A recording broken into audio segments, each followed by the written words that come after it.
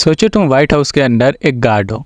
तुम्हारी ड्यूटी है security cameras monitor करना, लेकिन तुम सिर्फ एक सिक्योरिटी गार्ड नहीं हो, तुम सीक्रेट सर्विस का हिस्सा हो। अब सिलेक्शन ब्रूटल ट्रेनिंग होने के बाद भी तुम पर अभी पूरी तरह से भरोसा नहीं किया जा रहा है। तुम कैमरास तो देख रहे हो, लेकिन आयरनी ये है कि तुम खुद भी मॉनिटर हो रहे हो और जो तुम्हें मॉनिटर कर रहे हैं वो भी मॉनिटर हो रहे हैं। व्हाइट हाउस जैसे जगह में एक सोफिस्टिकेटेड सिस्टम होता है, हर चीज ट्रैक होती है, हर एनोमली रिपोर्ट होती है। लेकिन एक दिन पता चलता है कि ये पूरा सिस्टम खुद किसी के अंदर है, मतलब किसी आउटसाइडर, किसी हैकर के। हाँ भाई, व्हाइट हाउस की डिजिटल दीवारें तोड़ दी गई थी एक बैकडोर के जरिए। हैकर्स वहां से डायरेक्टली एंट्री ले चुके थे और महीनों तक अंदर की हर एक एक्टिविटी उनके सामने चलती रही। जो तुम अभी सुन रहे हो ये कोई हॉलीवुड मूवी का सीन नहीं है, ये रियल लाइफ इंसिडेंट था और इससे ही दुनिया का सबसे बड़े साइबर एस्पियोनेज स्कैंडल सामने आया था, जो कि था सोलारविंड हैक।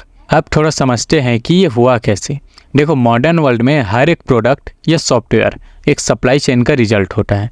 मान लो तुमने एक फ़ोन खरीदा, स्टोर तक पहुंचने से पहले उसके पार्ट्स अलग अलग फैक्ट्रीज, वेंडर्स और कॉन्ट्रैक्टर से आते हैं। एक कंपनी दूसरी पे डिपेंड करती है, दूसरी तीसरी पे डिपेंड करती है और ऐसे ही ये चेन लंबी बनती जाती है। सॉफ्टवेयर भी कुछ ऐसा ही है। तुम्हारा डिवाइस पे जितने ऐप्स होंगे उन सब के पीछे हजारों डिपेंडेंसी होती है।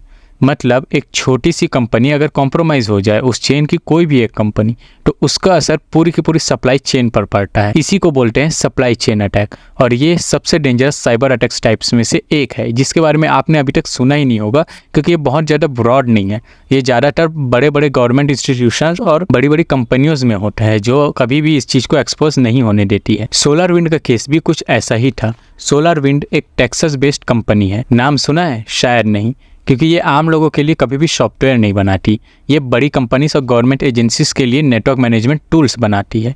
2019 तक अमेरिका के सारे top telecom providers, US military के सभी ब्रांचेस और इवन द व्हाइट हाउस भी इसी के बनाए हुए सॉफ्टवेयर्स को यूज़ कर रहे थे। सोचो एक ही सॉफ्टवेयर पे कितना बड़ा अंपायर डिपेंड करता था, और वही बन गया हैकर्स का एंट्री पॉइंट। 2019 में एक सोलारविंड एम्प्लॉय को लिंक्डइन पे एक इनोसेंट सा मैसेज मिला। लिंक पे क्लिक किया और बस एक 0 डे एक्सप्लॉइट एक्टिवेट हो गया।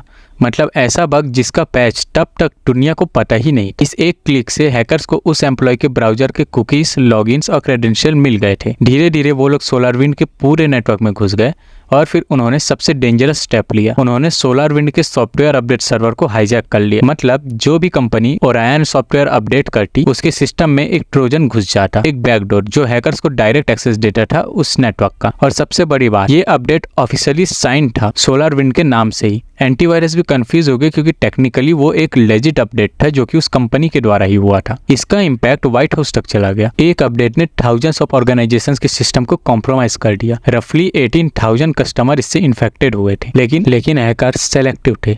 उन्होंने सिर्फ टॉप टारगेट्स पे फोकस किया और गैस करो कि उनके वीआईपी टारगेट्स कौन से थे? White house, department of defence, NSA, मतलब यूएस गवर्नमेंट के सबसे सेंसिटिव नेटवर्क। एक साल तक पूरी तरीके से कॉम्प्रोमाइज रहे थे और सबसे शॉकिंग पार्ट तो ये था कि ये हैक यूएस गवर्नमेंट के साइबर एक्सपर्ट्स ने भी नहीं पकड़ा था, ना ही NSA ने और ना ही साइबर कमांड ने। इसे पहली बार डिटेक्ट किया गया था एक private cyber security company FireEye ने। FireEye अमेरिका की बहुत बड़ी साइबर सिक्योरिटी कंपनी है। जब उन्होंने अपने ही नेटवर्क पे सस्पिशियस एक्टिविटी देखी तो ट्रेस करते करते पता चला कि रूट कॉज सोलारविंड का इन्फेक्टेड अपडेट था। वहीं से दुनिया को पता चला कि ग्लोबल स्केल का सप्लाई चेन चल रहा है। हैकर्स कौन थे?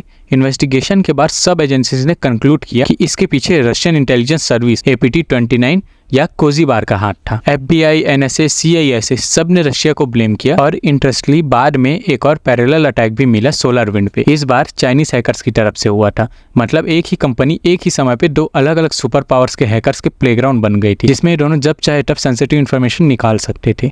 सोलारविंड हैक के बाद यूएस गवर्नमेंट ने काफी एम्बेरसमेंट फील किया। कांग्रेस हियरिंग हुई, CEOs को बुलाया गया और फिर आया एग्जीक्यूटिव ऑर्डर 14028, जिसने पूरी यूएस साइबर सिक्योरिटी स्ट्रेटेजी को रीशेप कर दिया। और एक बात तो पूरी दुनिया को क्लियर हो गई कि सप्लाई चेन अटैक एक टिकटिंग बॉम्ब की तरह होता है। अगर एक छोटी सी भी डिपेंडेंसी होती है और वो कॉम्प्रोमाइज हो जाए तो उसका ब्लास्ट पूरे के पूरे ग्लोब तक पहुंच सकता है। और भाई ये थी स्टोरी एक छुपी हुई कंपनी की जिसके थ्रू व्हाइट हाउस तक हैक हो गया था। एक ऐसा अटैक जिसमें एक अपडेट बन गया था Trojan horse. Supply chain attack अब साइबर वॉर के फेवरेट वेपन्स बन गए हैं। सोलारविंड हैक ने एक बार तो क्लियर कर दी, डिजिटल दुनिया में कोई भी 100% सेफ नहीं है। तो बताओ तुम भी कि तुम्हारे हिसाब से सबसे डेंजरस सप्लाई चेन अटैक कौन सा था और तुम तुमने अब तक कौन सा सुना है कमेंट में जरूर बताना। और अगर ऐसी कहानियां सुननी है तो चैनल को सब्सक्राइब करना बिल्कुल भी ना भूलना, क्योंकि इस चैनल पे तुम्हें सिर्फ कहानियां नहीं मिलेगी या फिर फैक्ट्स नहीं मिलेंगे, तुम्हें मिलेगा cyber security, hacking, digital forensic से रिलेटेड हर एक कंटेंट जो तुम्हें शायद यूट्यूब पर कभी भी ना मिल सके। क्योंकि इस चैनल पर मैं अपने और अपनी टीम के सारे वो एक्सपीरियंस शेयर करता हूँ जो कि हम लोग रियल लाइफ में फेस करते हैं। तुम्हें साइबर सिक्योरिटी के फील्ड में जो भी सीखना हो सारी की सारी चीजें तुम्हें हमारे चैनल पर मिल जाएगी। सो चैनल को सब्सक्राइब करके जरूर रखना। मिलते हैं नेक्स्ट वीडियो।